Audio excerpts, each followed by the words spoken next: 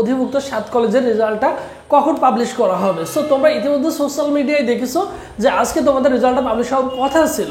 So ইতিমধ্যে আমি ঢাকা বিশ্ববিদ্যালয় ডিন অফিসে আমার পরিচিত এক টিচার ছিল, তাকে জিজ্ঞেস করলাম। সো ওখান থেকে আমি মোটামুটি একটি ধারণা পেলাম সেখান থেকে। সো তোমাদের রেজাল্টটা কিন্তু দেখো এখনও রেজাল্টটা পাবলিশ করতে একটু লেট হবে বা একটু সময় লাগবে। সো রেজাল্টটা দেখো এখন আমাদের প্রত্যেকটা ইউনিভার্সিটি নিয়ে, আমাদের ঢাকা ইউনিভার্সিটি সব প্রত্যেকটা ইউনিভার্সিটি নিয়ে কি চলছে, তোড়জোড় চলছে। কারণ শিক্ষকদের কি হয়েছে, পেনশনটা বন্ধ করে দেওয়া হয়েছে।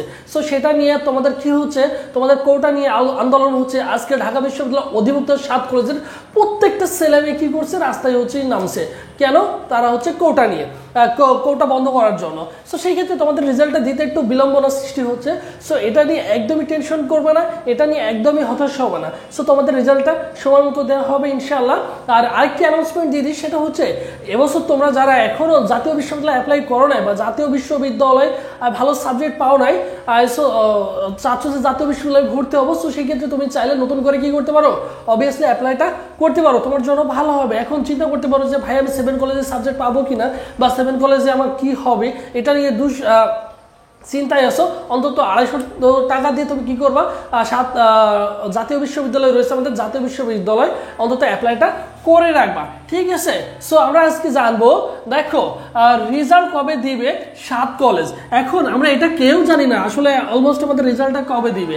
আমাদের অনেকগুলো ইস্যুর কারণে আমাদের রেজাল্টটা কিন্তু আটকে আছে। রেজাল্টের কার্যক্রম কিন্তু সম্পূর্ণ হয়ে গেছে, তোমাদের ফলাফল সম্পূর্ণ রেডি আছে, কখন যে প্রকাশ করবে সো এটা কিন্তু শিওর বলা যাচ্ছে না, ঠিক আছে। সো তোমরা আশায় থাকবে ইনশাআল্লাহ তোমাদের রেজাল্টটা কিন্তু রিসেন্টলি দিয়ে দিবে আশা করি, আমি মনে করি। এরপরে দেখো আমরা একটা জিনিস জানি, বিজ্ঞান আছে, মানবিক আছে এবং বাণিজ্য শাখার এই 3 বিভাগের শিক্ষার্থীরাই আমরা 7 কলেজের পরীক্ষা দিচ্ছি। আমরা বিজ্ঞান থেকে জানি আমাদের আসন সংখ্যা হচ্ছে 6500, মানবিক থেকে 9979টা, 80টা মতো আসন সংখ্যা। এরপরে দেখো বাণিজ্য শাখার শিক্ষার্থী 4892টি হচ্ছে আমাদের কি রয়েছে, বাণিজ্য শাখার শিক্ষার্থীদের আসন সংখ্যা রয়েছে। সো এখন যদি আমরা বিগত বছরের পরিসংখ্যানটা দেখি, যে শেষ পর্যন্ত যে ব্যক্তি চান্স পাইছে একদম লাস্ট পর্যায়ে গিয়ে, বিজ্ঞান থেকে যার পজিশন ছিল 12582 এই পর্যন্ত যার পজিশন ছিল, সো সেই ব্যক্তি চান্স পাইছে, ঠিক আছে। এখন কথা হচ্ছে যে ভাই আমার পজিশন তো লাস্টের দিকে 11,000 10,000-এর কাছাকাছি। সো মোটামুটি 10-11,000-এর মধ্যে যারা আছে তারা আশা করা যায় 100% ইনশাআল্লাহ আশা করা যায় সাবজেক্টটা পেয়ে যাবা। এরপর দেখো মানবিকের যারা ছিল তারা হচ্ছে 13,681 পর্যন্ত সাবজেক্ট পাইছে।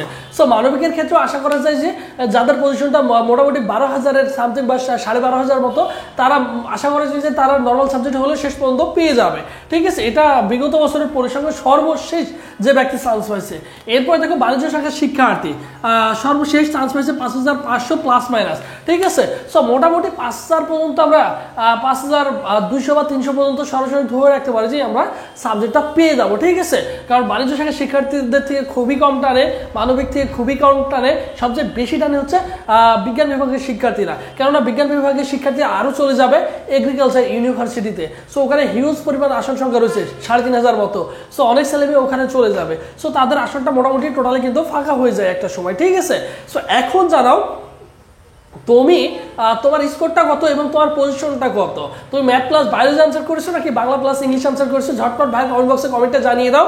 এবং পরবর্তী যে স্টেপগুলো তোমাদের প্রয়োজন হবে অবশ্যই আমি তোমাদের জানিয়ে দিব। তুমি পরবর্তী স্টেপে মাইগ্রেশন অফ করবা কি অন করবা, তুমি 3,000 টাকা কিভাবে পেমেন্ট করবা, ওভারঅল ডিটেলস নিয়ে তোমাদের সাথে থাকবে। এর জন্য অবশ্যই কি করতে হবে, ভাইদের চ্যানেলটি সাবস্ক্রাইব করতে হবে, ভাইয়ের মধ্যে একটা লাইক দিয়ে সাথে থাকতে হবে, যাতে পরবর্তীতে যে আপডেটগুলো দিব যে তুমি যাতে মিস্টেক না করো। বিষয়টা ক্লিয়ার? তুমি যাতে মিস্টেক না করো, এর জন্য তোমায় কি করতে হবে, অবশ্যই ভাইদের সাথে থাকতে হবে, ঠিক আছে।